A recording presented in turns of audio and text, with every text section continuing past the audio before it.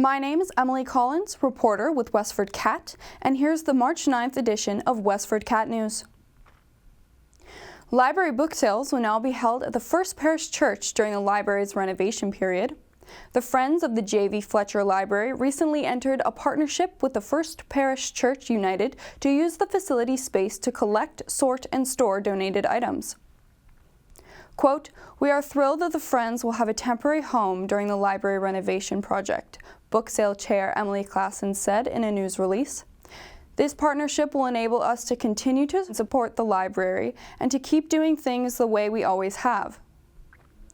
Donations will be accepted at the J.V. Fletcher Library through March 14th. Donations will be accepted at the First Parish Church at a later date, which was not announced at the time of reporting. The J.V. Fletcher Library is scheduled to close for a hiatus between March 31st and April 21st, with a full closure planned for later this year.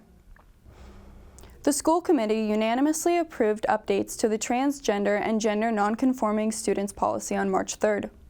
The school committee policy subcommittee has been in discussions since last year to make updates to the policy after receiving legal recommendations to adjust the language. School Committee Vice Chair Kathleen Clear said that the policy has gone through multiple reviews and received input from the public and legal advisors, and she recommended approving the policy.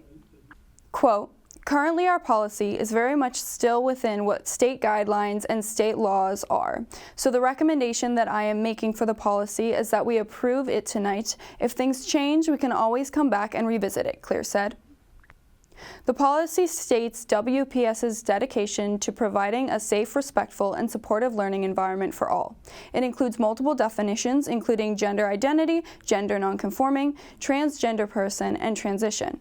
For secondary school students, the policy states that parents can be involved in the discussions, however, that will be left to the student's discretion. The policy also states that students shall have access to facilities that correspond to their gender identity, including restrooms, locker rooms, or changing facilities.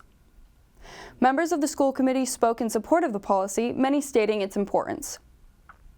Quote, "I know that we have students, possibly staff, that this impacts. They are real people who are harmed by taking no action," school committee member Tom Laflamme said. "The policy may not be perfect because we are humans, but it makes a statement that they matter to us."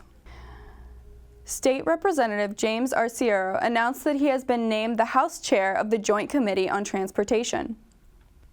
Quote, "I am honored by the trust and confidence that Speaker Mariano has placed in me with the decision to appoint me Chair of the Joint Committee on Transportation," Chairman Arciero said in a news release. Transportation is a vital component of every resident's life here in Massachusetts, whether it be driving to work in the morning, taking mass transit to see friends and loved ones, or utilizing bike paths and freeways to get outside. I look forward to continuing to serve the Massachusetts House of Representatives and the citizens of the Commonwealth with humility and integrity, and look forward to getting to work on improving our state's transportation systems. The Joint Committee on Transportation will work with the Massachusetts Bay Transportation Authority, the State Department of Transportation, and the 15 regional transit authorities. They will work to improve issues including traffic congestion, transit safety, transit services, and climate resilience. In other town news, the PCA held its comic showcase and contest on February 28th. The contest featured almost a dozen comedians throughout the night, and at the end of the night, the audience cast votes for the comedian who made them laugh the hardest. New Orleans comedian Jorge Velasquez was voted as the winner, and the crowd gave a standing ovation to all comedians as they took a final group bow. That's all for this week. We'll return on March 16th. I'm Emily Collins, and you're watching WestfordCAT News.